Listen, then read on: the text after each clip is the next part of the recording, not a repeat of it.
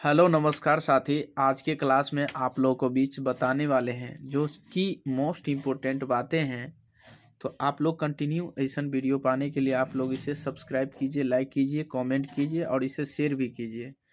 तो आज हम बताने वाले हैं क्लास 10th का यानी रसायन शास्त्र का मोस्ट इम्पोर्टेंट क्वेश्चन यानी अम्ल, भस्म तथा लवण। ठीक है, तो चैप्टर आपको दू रहा बहुत इम्पोर्टेंट क्वेश्चन है जो कि आज की क्लास में आपको बहुत आसान क्वेश्चन बताने वाले हैं। तो ध्यान दीजिएगा, आप लोग कंटिन्यू इसे ध्यान देते रहिएगा। तो चलिए हम बताते हैं आपको कि वे यौगिक जिनके पास एक या एक से अधिक हाइड्रोजन परमाणु होते हैं, ध्यान दीजिएगा, यानी वे यौगिक क्या है, वे यौगिक जिनके पास एक या एक से अधिक हाइड्रोजन परमाणु होते हैं और जो जलीय घोल में क्या करते हैं, और जो जलीय घोल में आवेशित आयन आवेशित आयन H3O यानी H3O प्लस यानी आयन उत्पन्न करता है, प्लस आयन उत्पन्न करते हैं, उन्हें क्या कहते हैं, अम्ल कहते हैं। आपको अम्ल किसे कहते हैं आपको कह दिया जाए कि अम्ल का परिभाषा बताइए, तो आप ऐसे भी सटीक बता सकते हैं कि एक या एक से अधिक हाइड्रोजन परमाणु होते हैं और जो जलीय घोल में धन आवेशित आयन H3O और उत्पन्न करते हैं, उसे है क्या कहते हैं, उन्हें क्या कहते हैं, अम्ल कहते हैं। क्या कहते हैं, अम्ल कहते हैं। तो अम्ल का नोट आप कुछ जानिएगा कि अम्ल का नोट जो है, अम्ल का जलीय विलयन स्वाद में क्या होता है, खट्टा। अम्ल का जलीय विलयन स्वाद में क्या होता है, खट्टा होता है। अम्ल का क्या होता है, अम्ल का जलीय विलयन स्वाद में क्या होता है, खट्टा। क्या होता है, खट्टा। चलिए, अब अगला स्टेप है आपका कुछ भस्म, यानी भस्म वह पदार्थ है, बताइएगा, भस्म वह पदार्थ है जिसका जलीय विलयन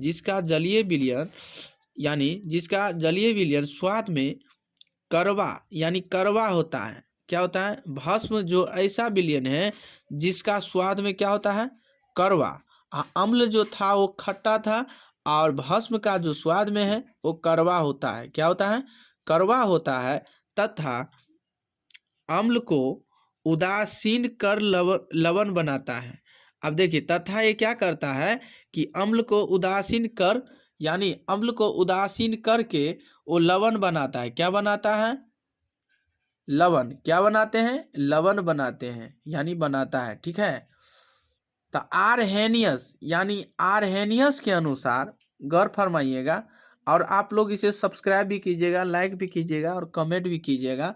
तो चलिए इसे ध्यान दीजिएगा कि आरहेनियस के अनुसार अम्ल जल में घुलकर, सुनिएगा, आरहेनियस के अनुसार अम्ल जल में घुलकर हाइड्रोजन आयन देते हैं। क्या देते हैं, हाइड्रोजन आयन देते हैं। तथा भस्म जल में घुलकर क्या देते हैं, भस्म जल में घुलकर हाइड्रा ऑक्साइड आयन देते हैं। क्या देते हैं, हाइड्रा ऑक्साइड आयन देते हैं। OH ऋणात्मक है ना, नहीं देख रहे हैं, माइनस का चिन्ह और प्लस का चिन्ह धनात्मक और माइनस का चिन्ह ऋणात्मक देते हैं। तो आप समझ गए होंगे ना। चलिए अगला नंबर क्वेश्चन पे ध्यान दीजिएगा।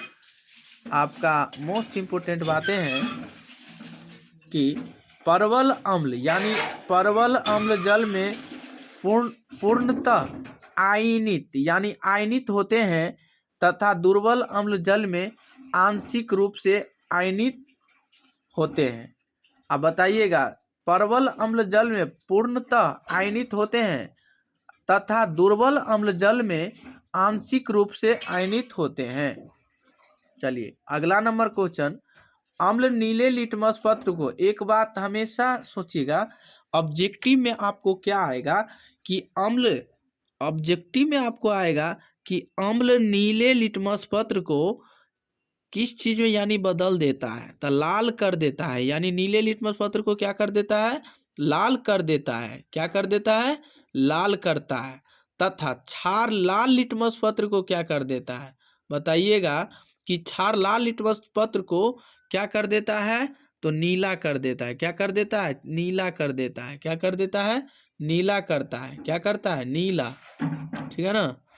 चलिए अगला नंबर क्वेश्चन कि लिटमस थैलोफाइटा यानी थैलोफाइटा वर्ग के लाइकेन यानी लाइकेन पौधों से निकला गया गुलाबी रंग का यानी कैसा होता है? यानी उदासीन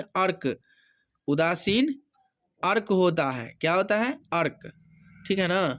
गुलाबी उदासीन अर्क हो जाता है। यानी लिटमस यानी थैलोफाइटा वर्ग के लाइकेन जो होते हैं ना पौधे से निकला गया गुलाबी रंग का, तो उदासीन अर्क होता है। क्या होता है? उदासीन अर्क होता है। ठीक। चलिए अगला नंबर आपको रहा कि अम्ल तथा भस्म की अभिक्रिया से लवण जल बनता है। क्या बनता है? बताइएगा। अम्ल तथा भस्म की अभिक्रिया से क्या बनता है? बताइएगा। मोस्ट इंपोर्टेंट क्वेश्चन है कि अम्ल तथा भस्म की अभिक्रिया से लवण जल बनता है। क्या बनता है? लवण जल बनता है। अही में आपको कह देगा कभी कि सिरका किसे कहते हैं? सिरका किसे कहते हैं? तो बताइए। सिरका 6 से 8% एसिटिक अम्ल को सिरका कहते हैं। 6 से 8% एसिटिक अम्ल को सिरका कहते हैं। क्या कहते हैं? सिरका कहते हैं। ठीक है। अम्ल तथा भस्म के जलीय विलयन विद्युत के क्या होते हैं? अम्ल तथा भस्म के जलीय विलयन विद्युत के क्या होते हैं? सुचालक होते हैं। क्या होते हैं? सुचालक। क्या होता है? सुचालक होते हैं। अम्ल तथा भस्म के जलीय विलयन विद्युत के क्या होते हैं? सुचालक होते हैं। क्या होते हैं? सुचालक होते हैं। चलिए अगला नंबर आपका रहा यानी क्षार किसे कहते हैं? क्षार आप देख रहे हैं। क्षार किसे कहते हैं? तो जो बेसिक हाइड्रोक्साइड जल में घुलकर हाइड्रोक्सिल यानी उत्पन्न यानी OH आयन मतलब माइनस में यानी आयन बनाते हैं, उन्हें क्या कहते हैं? क्षार कहते हैं। क्या? हाइड्रोक्सिल यानी आयन बनाते हैं, उसे हम क्षार कहते हैं। ठीक। चलिए अगला नंबर क्वेश्चन आपको रहा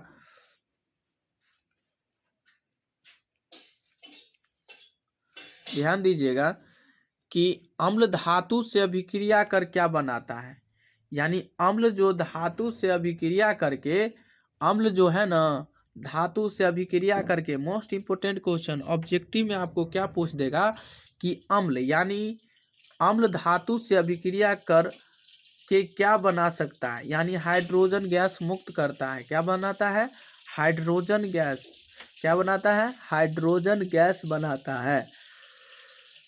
हाइड्रोजन गैस बनाता है।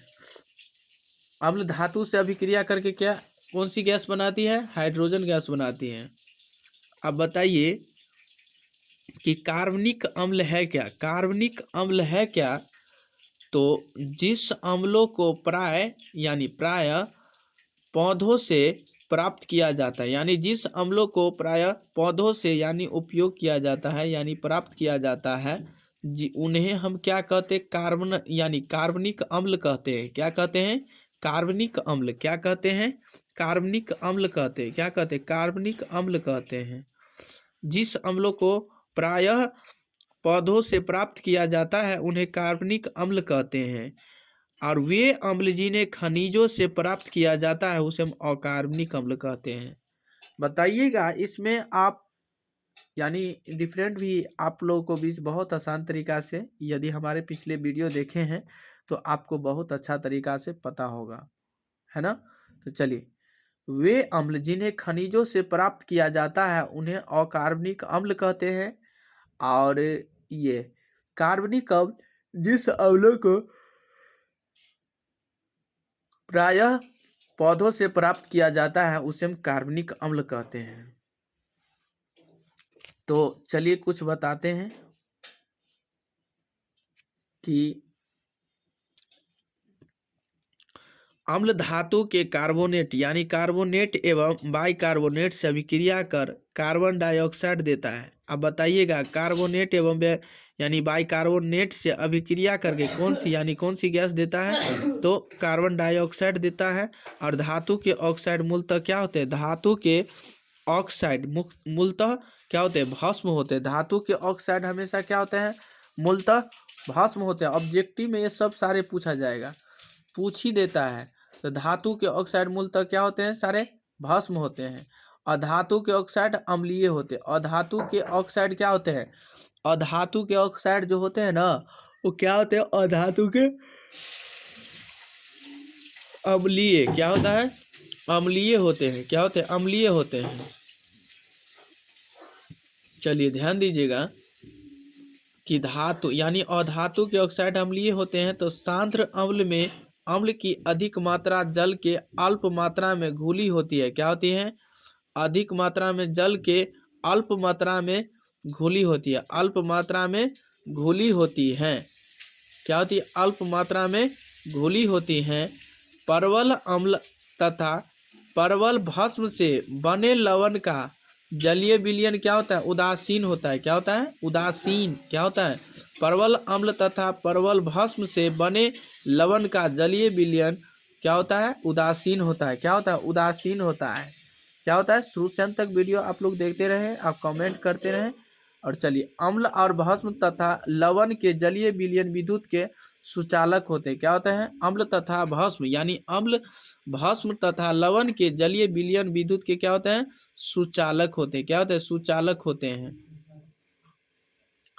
क्या होते हैं? सुचालक होते हैं। तो आप लोग ध्यान दीजिएगा, अब बहुत आसान मेथड से बताने वाले हैं। तो अम्ल के यानी भस्म तथा लवण के जलीय विलयन विद्युत के क्या होते हैं? सुचालक होते हैं। चलिए, तनु अम्ल में अम्ल की अल्प मात्रा अधिक जल में होती है। यानी तनु अम्ल में अम्ल की अल्प मात्रा अधिक जल में होती है। किस में होती हैं? जल में होती हैं। परवल अम्ल तथा दुर्बल भस्म से बने लवण का जलीय विलयन क्या होता है? विलयन अम्लीय होता है। क्या होता है? विलयन अम्लीय होता है। क्या होता है? विलयन अम्लीय होता है। किसी विलयन के pH का मान उसमें उपस्थिति H+ हाई आयनों की मोलर सांद्रता के यानी लघु गणक का ऋणात्मक मान होता है। क्या होता है? लघु ऋणात्मक का मान होता है। तब pH का मतलब माइनस लॉग और इंटू हाइड्रोजन H यानी प्लस। ठीक है ना? तो उम्मीद करते हैं कि मेरे प्यारे दोस्त आप लोग इसे अच्छा तरीक़ा से सीख गए होंगे।